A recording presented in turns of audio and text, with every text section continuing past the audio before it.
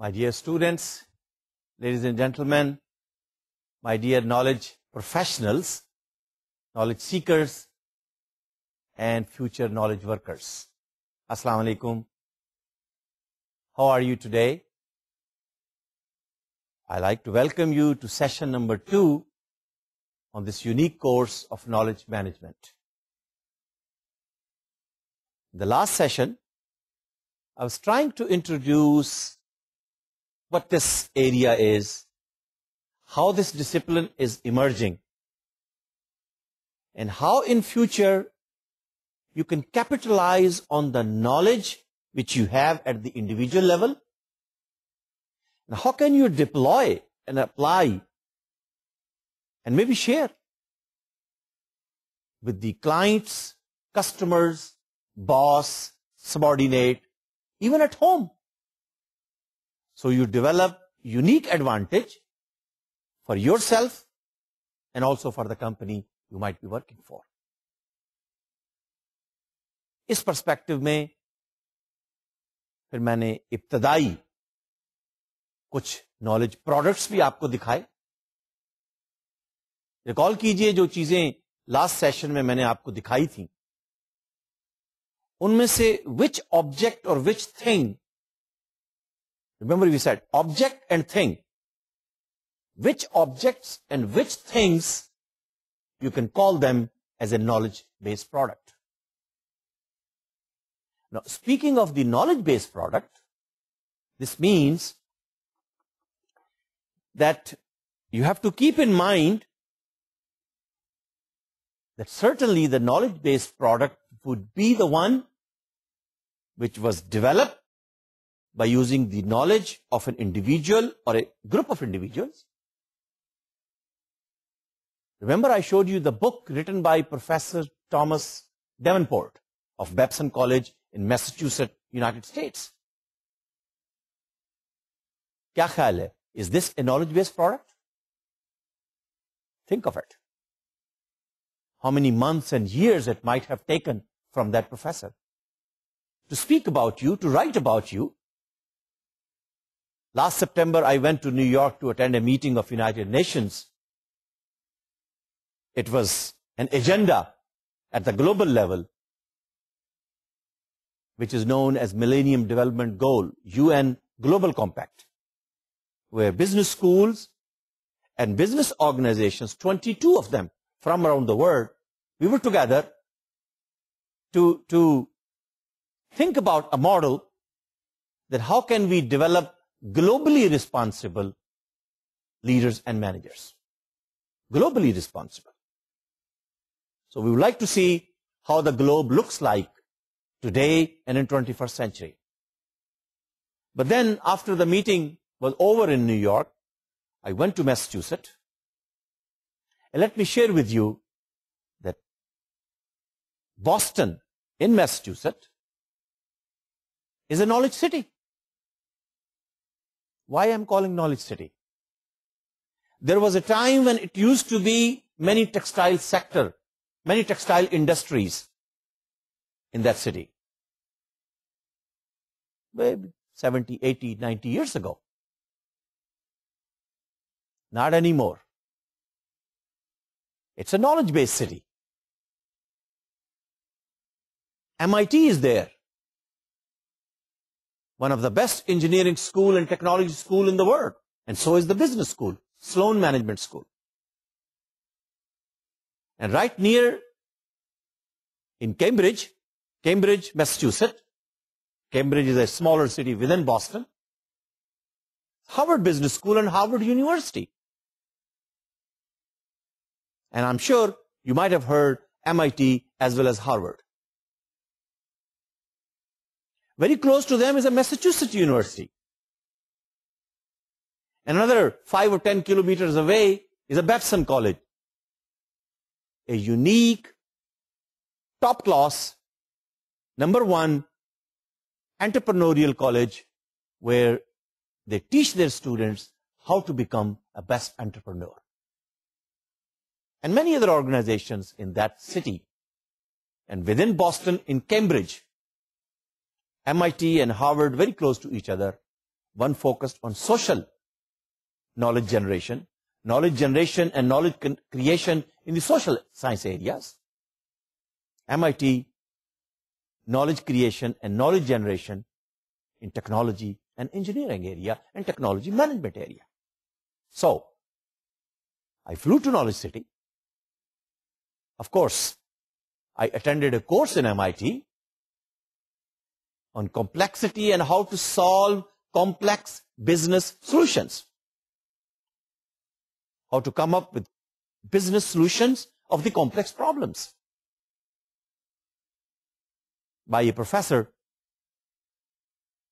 who was an MIT professor and developed a model using complexity theory. Now this course or this area or this discipline still not known in any university of Pakistan. It's a future area. So you see, I went to finish my task, my job, invested some time in future, invested some money in future, learned some new area, went to see Professor Davenport at Babson College, visited Harvard University to find out what are the new knowledge which is being created and generated, and how I can bring that new information and new knowledge back to Pakistan and share with you. So in other words, the globe, you have to take care of it, you have to serve it, you have to be part of it, and you have to see what are the challenges which are developing and emerging if you are a knowledge worker. In this course, I will share with you and I'll take you around the globe, the universities and the institutions and the organizations where knowledge is being discovered, created, generated, stored, deployed, and delivered. See how many things I've said? Exactly same thing as you might say, we do it to produce product through a supply chain. Yes, that is where I said that idea is a product of knowledge. When you share the idea, it grows. It is a resource. It becomes powerful when you share it. It is not like other resources that when you consume them, it either depletes, depreciate, or vanish. I repeat the example. Take a look, please. I have 1,000 rupees in my hand. I give this 1,000 rupees to Mr. A. Once this 1,000 rupees is given to Mr. A, he returns me another 1,000 rupees. So at the end of the transaction, remember 1,000 rupees, this is a financial resource. Am I right? So this was given to Mr. A, and Mr. A returned to me 1,000 rupees. So at the end of the transaction, how much Mr. A has and how much myself have? Very simple answer. 1,000 rupees. Nobody gains anything. Am I right? That is what happened with financial resources. You exchange, you end up with almost no gain. A company sells you the product. Company, it costs certain amount of money to the company. Then company has purchased raw material. Company has used certain equipment, some labor to produce, to transform the raw material into output, then some cost to deliver it to you, and then you pay a price, and the company gets profit out of it. But my dear students, now think of the idea. Mr. A gets an idea from me. I share an idea with Mr. A. Mr. A in return shares another idea with me, shares another information with me. I teach him how to use Excel sheet. He teaches me or she teaches me how to use a browser to find ebooks on the web. I got one idea from her or him.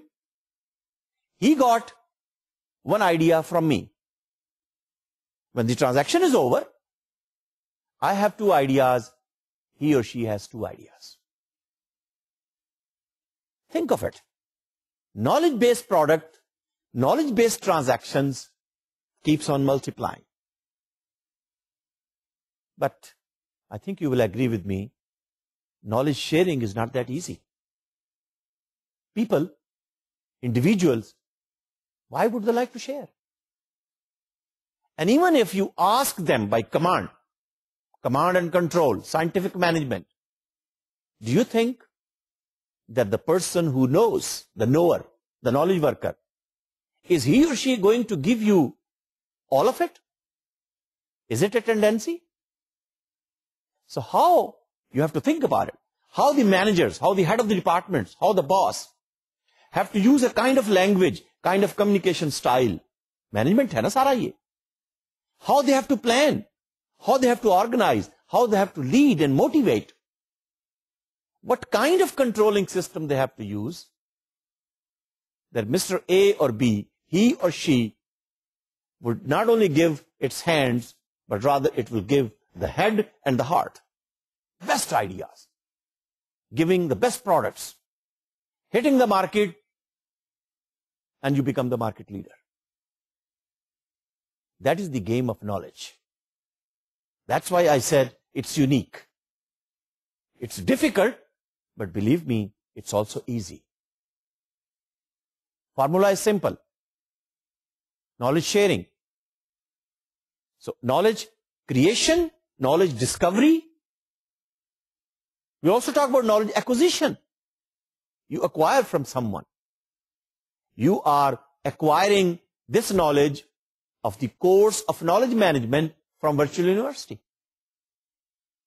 But once it is your property, once it is your asset, once it is your capital, you add your experience to it. You add your expertise to it.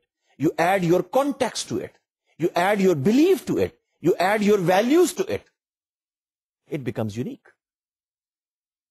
मैं एक छोटी सी example और देकर फिर आगे चलता हूं. How to drive a car. How to drive a car. Is there only one solution? You tell me. Sitting all of you in the class, 20 people, 30 people, do they all drive through the same process? You know how to drive a car, know how. But do you all follow the same methodology, same recipe, same process? Probably not.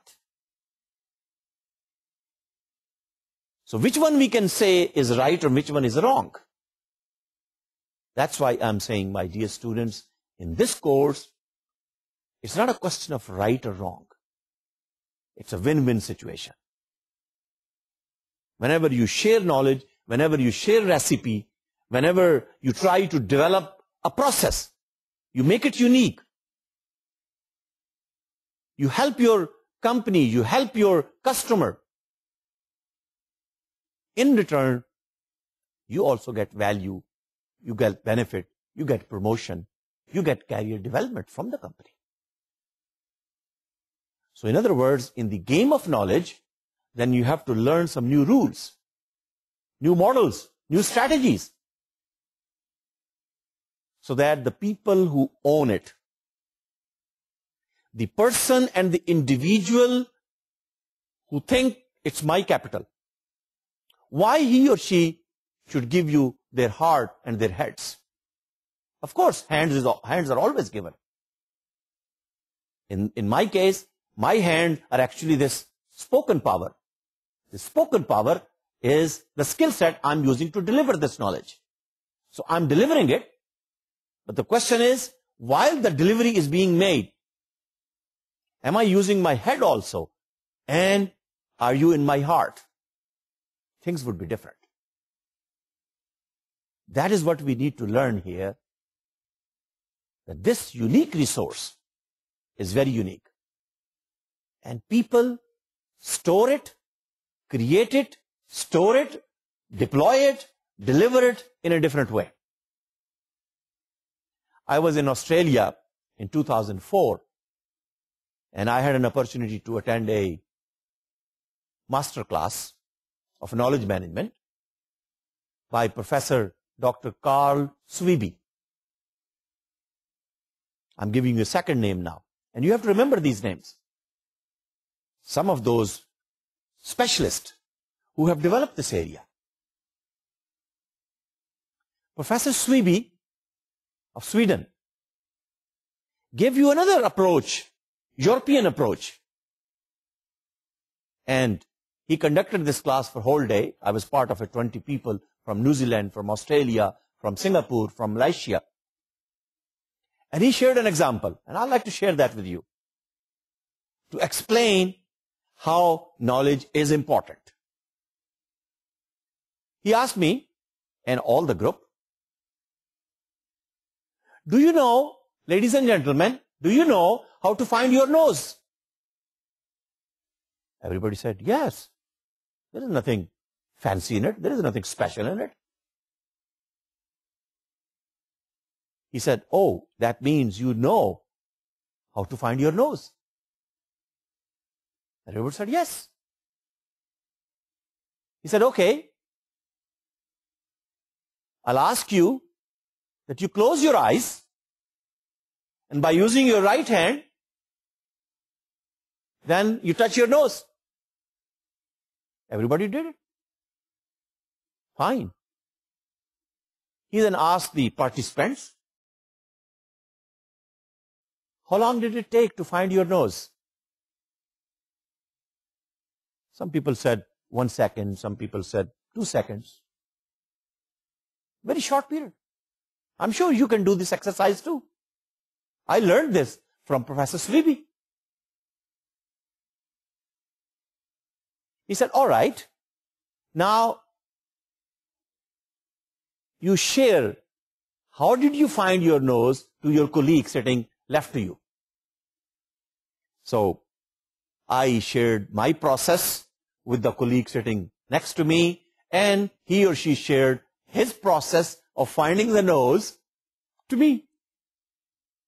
And there was a mutual discussion. And took a little while.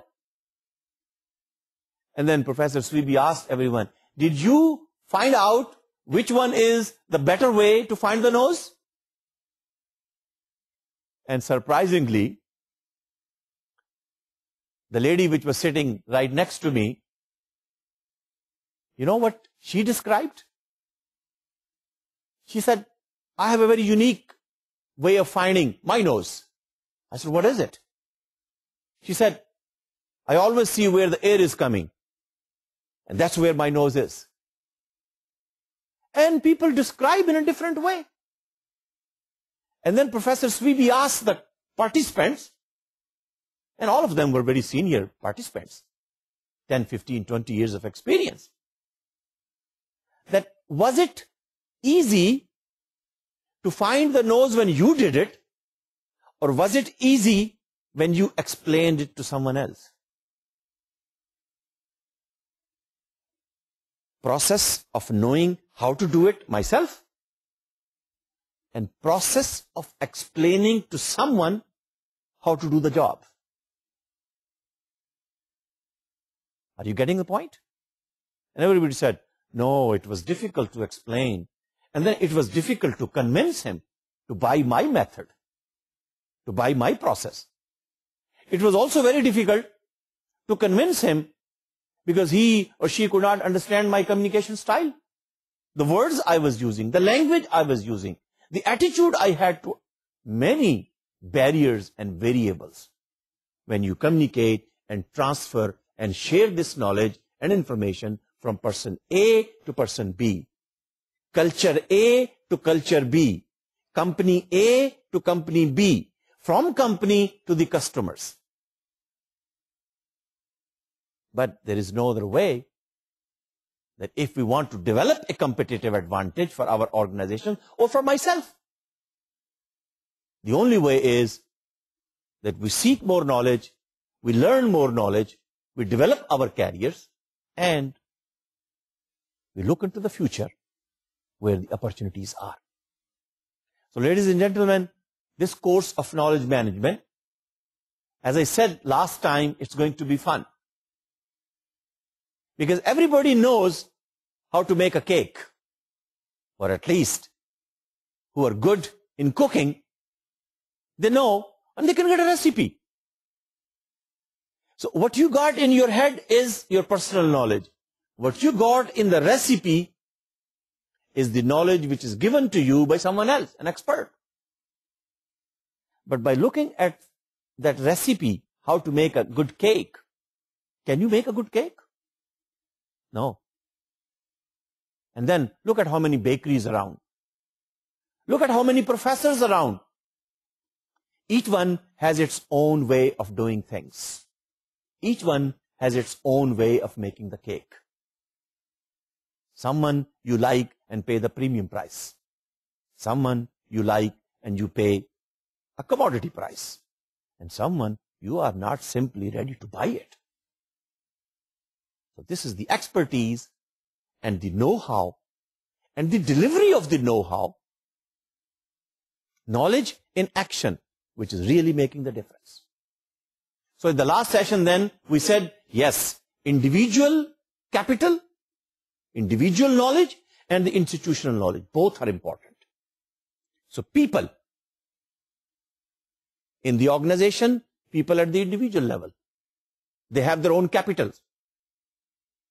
Then, what are the processes of knowledge management which are going to be used? What is the knowledge in the process of the company?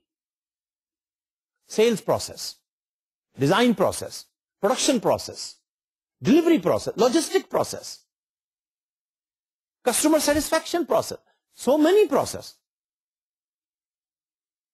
Each process has its own recipe, its own procedure. Remember in ISO 9001, we said you document what is the procedure. And then you do the work and then try to improve. Continuous improvement. Same thing is the case in continuous improvement in learning. Prophet Muhammad sallallahu alaihi wasallam said, "Utlubul ilma min al-mahdi ila al-lahad." Keep on learning from day one to the day last. Lifelong learning. It will give you the unique value in the market. Notice the word I used, market value. Because I will compare the market value with the book value. And then we will see why some people and some companies have a higher market value as compared to their book value. Why some companies, which are the knowledge-based companies. And talking about the knowledge-based company, let me share with you another example. Sultan of Brunei, an oil-rich country, Brunei, the king of Brunei, it's near Malaysia. Remember I said I'll take you along the globe. I'll share with you examples around the globe which I have learned. Some from books, some from visits, some from universities, some from students while teaching them in those countries. Brunei, oil-producing country. Sultan of Brunei, king of Brunei, a very rich person, has to be. Compare Bill Gates, chairman of Microsoft, knowledge-based company. A state and a person who have things, and a company who have no things, intangible resource. Which one is generating more finance? Which one is generating more money? So in 21st century, Bill Gates is the richest person in the world. And he says it very confidently, I've made many people millionaires. The programmers especially who worked on his operating system. So knowledge-based products and knowledge-based processes and knowledge-based systems and knowledge-based people, they are becoming important day by day, especially in 21st century. So we would like to see the globe in 21st century. How does it look? What kind of scenarios are developing? And then how to deal with it. Remember I said last time, people and process, you must blend it with technology. And later on we'll talk about the content as well, if some of you are from the IT side. Content and the system, both are important. Web and the web pages, both are important. If there are no web pages, what is the use of web? www has only value when it has the web content. But let us focus on PPT, people, process, technology. That is all what you manage in knowledge management. But to me, you are more important, not people, the person. I would like to go to the unit level. Remember I said raw material, atoms. Knowledge, information, bits. People, you get lost. I like to request you, the students, the professors, the knowledge workers, the engineers, the consultants, the doctors, the nurses, marketeers, salespeople, artists, designers, all of you, believe me, we Pakistanis are smart people. But smartness is only when you put your knowledge into action. You produce something. You deliver something. We'll talk about that more. How to deal with it, how to manage what you know, and how to get a better market value. But first, let us see how the 21st century globe is looking. Are you ready? Let me show you the slide and then we will talk. Okay, here we are looking at the globe, a 21st century globe. And when we look towards the world and we start from the middle on the top, you may say from the North Pole, और North Pole का experience भी बड़ा unique है. I also had a North Pole experience. I took a flight from Bangkok. Remember I said I was going to New York? I took a flight from Bangkok to New York, and this flight went through the North Pole. And it was so beautiful when you reach the North Pole. But the knowledge which I like to share with you, it was a non-stop flight from Bangkok all the way over to China, and then Greenland and all the way to the North Pole. While we reached at the North Pole, and you can see the snow mountains. Remember, the globe is only a few miles at the North Pole. We left Bangkok 12 midnight. We reached at the North Pole. It was about 8 or 9 o'clock in the morning. Sunshine, beautiful sun. You can see all over. Beautiful snow. Well, the captain of the plane said, we are turning left and then turning south. And he did. It took only a few minutes because you're talking only about 40, 50 miles at the North Pole. And then he started descending south to Canada and then to United States in New York. You know what happened? 9 o'clock, sunshine. Slowly and gradually as the plane came down south into Canada, then into Montreal and Toronto, the sunlight starts going down and disappearing. And then all of a sudden you can see stars on the sky once again. And it was 6 o'clock morning when we reached New York. See how the time is changing? See how the world has shrunken together? You have a proof in front of you. Complex technologies. And think of the technology of that aeroplane which is flying from Bangkok to New York non-stop. Most of the software technology and the hardware technology, latest technology used by the aeroplanes, all knowledge-based, all complex. But who is delivering this complex technologies? The human being. So human beings, people like you, are becoming more important. Because companies would like to use their knowledge to come up with a unique product.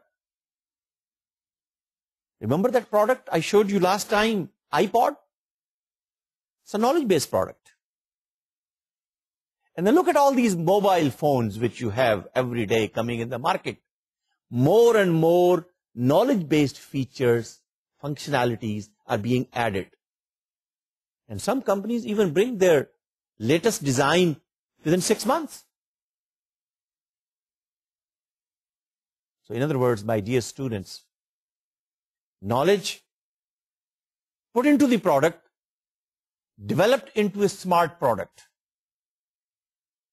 But smart product, to me, is being manufactured by a smart people, smart group of people. So companies now get a competitive advantage not on the basis of raw material or even the technology. No. Companies get an advantage on the basis of the kind of people they have hired. Not HR. We're not talking about the human resource. We are talking about the knowledge as a resource in the minds of the human. Think of it, please. Yes, process is important. Yes, human resource is important. But we are talking here is the knowledge in the human head. How can we deploy? How can we ask them so that in the global economy, the next, if you look towards the right, the next variable and the next force and the next emerging scenario which we see in the world is global economy. What does that mean? Markets are becoming global. You can buy any product of any of the world company, right, sitting in Lahore, in Multan, in Khanewal, in Peshawar, in Quetta, in Karachi. You click, you get rice, you get books, you get CDs, you get toys, you get tickets. In fact, you can buy anything which you like. Globalization. So global economy, आपने WTO का perspective पढ़ा होगा. Free trade, liberalization, the barrier on the trade and the barrier on the borders, and the use of the technology. That is a force, that is a tide. I would say that is a power if you like to deliver your unique and knowledge-based product. So product has to be of quality, product has to be smart. The market is there. No longer there are those kind of barriers as the barriers were there 20 or 30 years ago. International partnerships. Companies are joining hands. Competitors are joining hands, developing alliances. It's a new phenomenon. I have the knowledge of making good mobile phone. Company A. I have the knowledge to develop good communication networks. Company B. I have the knowledge of delivering good services to the consumers. Third company. So service provider, network provider, device provider. 3 companies joining hands, developing a partnership at the international level.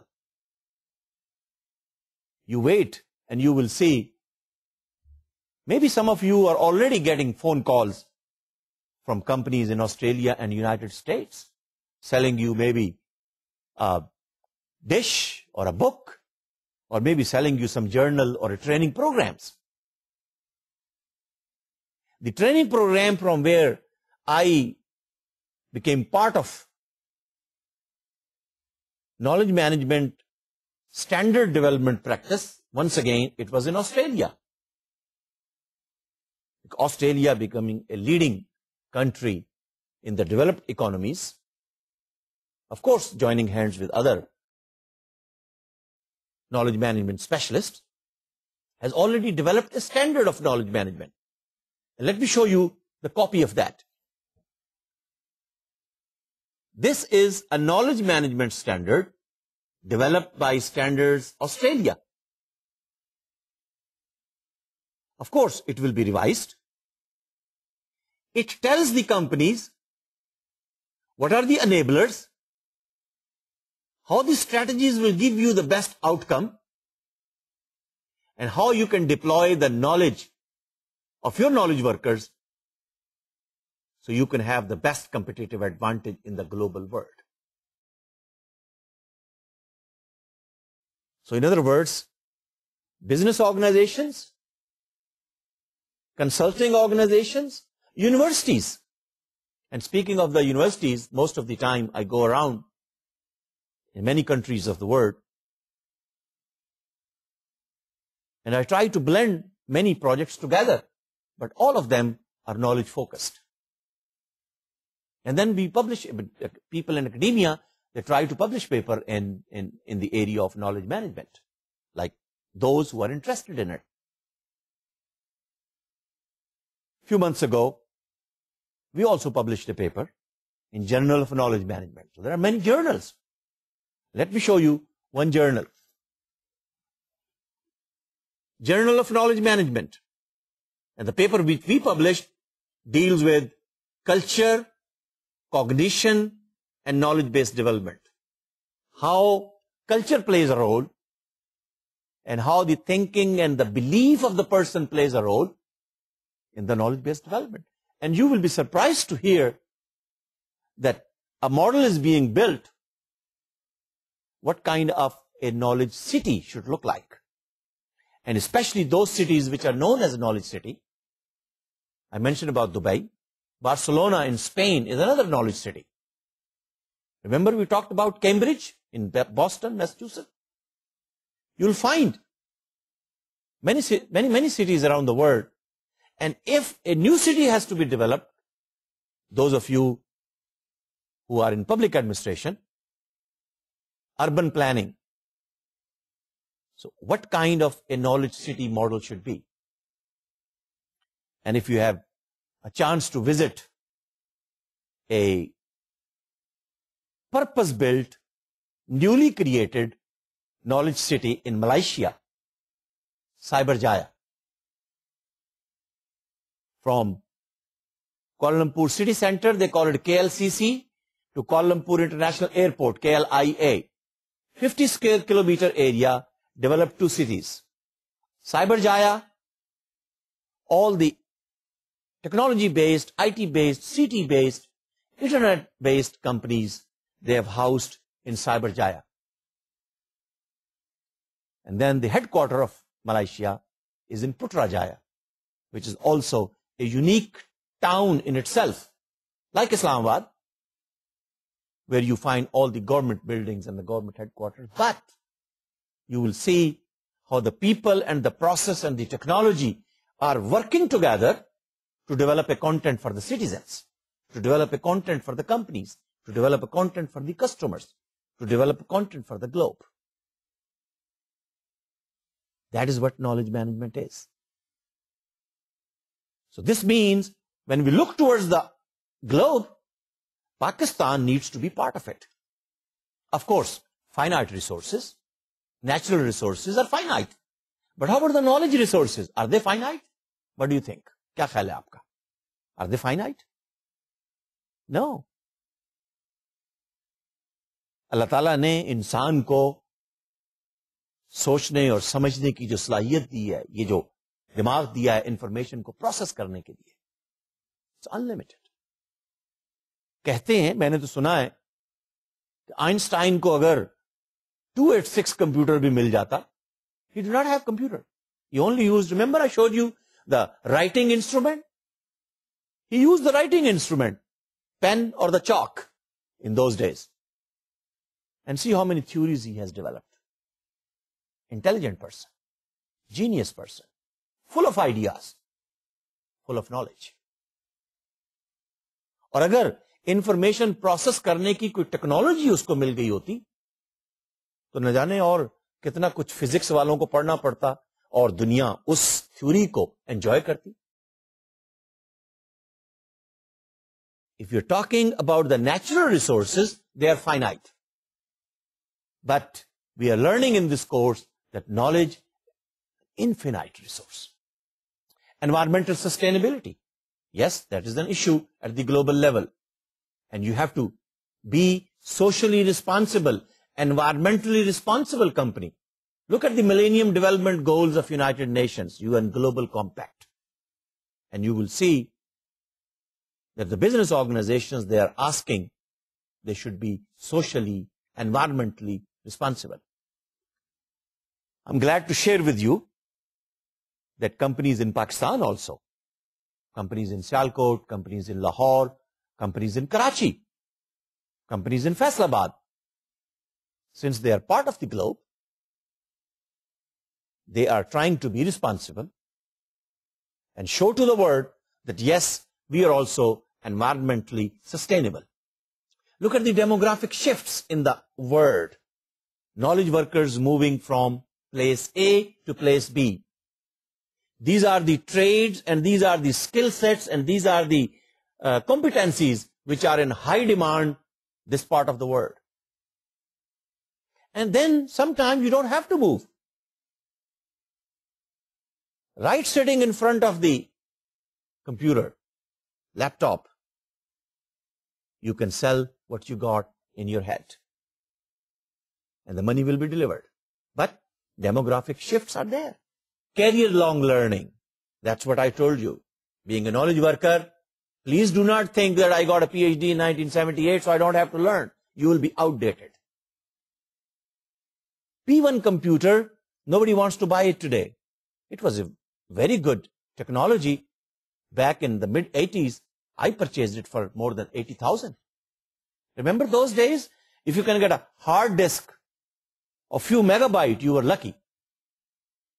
Now you got a 1 GB of memory, more than 10 GB in iPods. And what to speak of memory in the computers, PCs, laptops, iPods, palm tops, even mobile phones. So all what I'm saying is you need to keep on learning and updating your knowledge because knowledge gets obsolete very fast. And the only way you get better market value is that you have a career focus. That is, the word is expecting. That is, the word is demanding. That is, the organizations are demanding. Then we are looking at infrastructure renewal. If in the textile sector of Pakistan, the technology is old. If the IT companies of Pakistan, the way you have built your buildings is outdated. If the universities of Pakistan are not equipped with the latest infrastructure, I'm not saying they should do it all together, but at least they should have some plan, the 10% in first year, 20% in 3 years, some plan to renew the infrastructure, creative transformations. You see, physical classroom was good, but then here is the idea, creative transformation. Here is the idea, Virtual University of Pakistan, hiring best resource persons from around the world and in Pakistan, giving you the best of the content. Best of accounting, best of sociology, best of marketing, best of management, best of IT, best of data warehousing, best of data mining, so that you can equip yourself and creatively you transform. Because if you are transformed as a good knowledge worker, you will contribute to the society and the country, which is our country, and we become smart country. Don't we want to? Yes. We want to see Pakistan in the next few years in the next few decades to be part of the developing world. And let me share with you the data. Remember, I keep on talking data and information and knowledge. We will see what is the difference. But I'll share with you the data. Looking from the physical resources, physical area. Let's talk about the physical area. The physical area of Pakistan, comparing it with the world. We're talking about the world. Physical area, land of the world, land of Pakistan, comparing it with the world. Pakistan is nowhere in the first 10 countries. I'm talking about the World Bank data. Looking at the population. Looking at the human resource. You see, when you talk of population, it gives you a negative meaning. I look at population as a unique advantage. Human resource. Looking from the human resource point of view, Pakistan is 7th in the whole world. Can't we make the difference? So I'll show you in a minute. I'll share with you in a minute. I'll discuss with you in a minute. I'll interact with you in a minute what policy at the national level can be made that we can become a knowledge-based society. We could also be a knowledge-based country. We can be part of the knowledge-based economy. Remember, wherever there is a will, you'll find the way. Creatively, how can we transform? 7th nation in the world in terms of human resource. And is it not this we are talking? That knowledge is owned and possessed by a human being? Not by machines, not by technologies. We are 7th in the world. My dear students, let us transform this human resource creatively. Let us help them. Let us share them. The companies and the societies and the cities wherever we are. And why not mahallas and the streets and the towns in which we are living, if we have the knowledge sharing attitude. We'll talk about the knowledge sharing as a process. Diverse workforce. What does that mean? I'm talking from the Pakistani point of view. 20 years ago, 30 years ago, you won't see these many women in the workforce. Women are working now almost every organization. You will find them. That's good.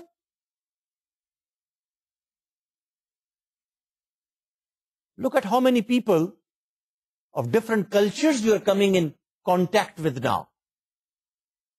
Diversity of culture, diversity of language, diversity of gender, and of course diversity of food and beliefs.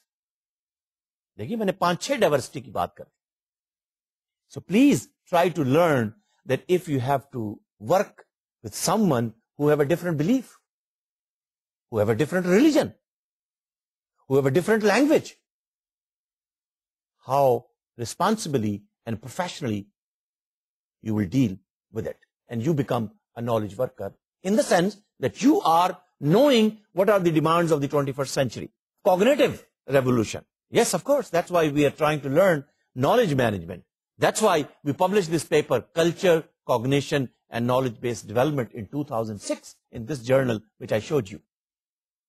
And I think you might see the difference as well, that I also bring these notes to this class. This is my notebook. I try to remember many things, but I can't remember everything. So I like to share with you कि जैसे आप अपनी कापियां लेकर आए, मेरे पास भी मेरी कापी है. मैं इसमें भी notes लिखता हूं. And the last item I like to discuss with you in the 21st century is the information explosion. I think you will agree with me. More than 8 billion websites already present on the internet. World Wide Web is thinking of going into the World Wide Web already into 2. They are thinking of making the web semantic web, IT people. How can we bring more intelligence into the web? How can we deploy intelligent agents who can do the job for us on the web? So my dear students, knowledge management, you look from the people perspective. Knowledge management, you look from the process perspective. Knowledge management, you look from the technology perspective. Knowledge management, you look from the economics perspective. Knowledge management, you look from the content perspective. So there is not going to be any one book which will serve the purpose of all these kind of audience. But let me share with you a book, Knowledge Management, one of the book, written in 2004. Part of it, we will use it in this course. And speaking of from the technology point of view, here it is. What knowledge management strategies can be used speaking from the technology point of view? And please look at the new databases which are coming from the database vendors. And you will see what are the new business intelligence technologies which are already built in to the technology. So in other words, technology is also helping us to become a more knowledgeable society, nation, individual, group of people, teams, organizations, cities, communities, so that this whole world of 21st century should be more knowledgeable, should be more intelligent, should be more smart. Let me share with you a nation of opportunity, a report from the 21st Century Workforce Commission. What they're saying is that in 21st century, if you want to become a nation of opportunity, and we are a nation, we want to make Pakistan, all of you, me and you together, Pakistan as a nation, part of the developed world. Are you ready for it? Let's do our job. Let's do our contribution. Let us share what we have with other fellow countrymen of Pakistan and the fellow globe of the world, fellow people in the globe of the world. But to take this opportunity, one has to have the ability to read, write, and compute with competence. Reading, writing, and computing. 3 चीजें हो गई. चौथी चीज, think analytically. And you will see many jobs are coming up of the business analyst. Adapt to change. You must have a mind which is adaptable. And speaking of adaptability, I like to repeat again what Charles Darwin and what Peter Drucker said. They said in a different perspective, but the message is same. Dinosaurs disappeared.